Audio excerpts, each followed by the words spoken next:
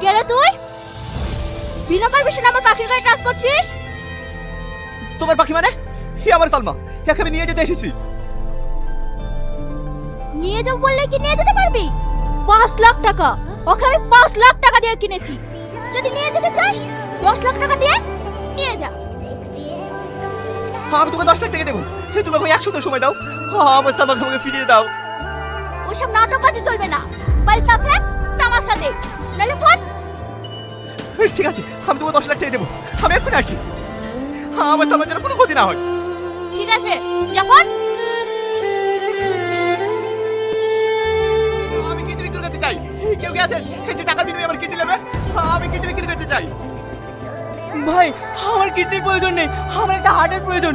যত টাকা লাগে দেবো, তুমি একটা হার্টের ব্যবস্থা করে দাও না। দেখেছো, কথা বলতে বলতে ভুলে গেছি।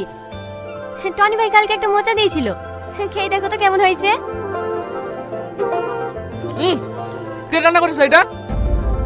কেন, আমি ভালো হয়নি? হ্যাঁ হ্যাঁ, ভালো হয়েছে। না, তুমি মিথ্যে কথা বলছো, ভালো হয়নি তাই না? বললাম তো ভালো হয়েছে। তুমি আমাকে বকলা। দেখ, খাবোই না। কি রে বাবু, না খেয়ে উঠে পড়লি যে? বাবু, বাবু, কি হয়েছে গো বৌমা? রোন না খেয়ে চলে গেল কেন? আমি স্বাদ করে একটা তরকারি রান্না করেছি, আর ওটা খেয়ে আপনার ছেলে দাপাতে দাপাতে চলে গেল। কই দেখি তরকারিটা।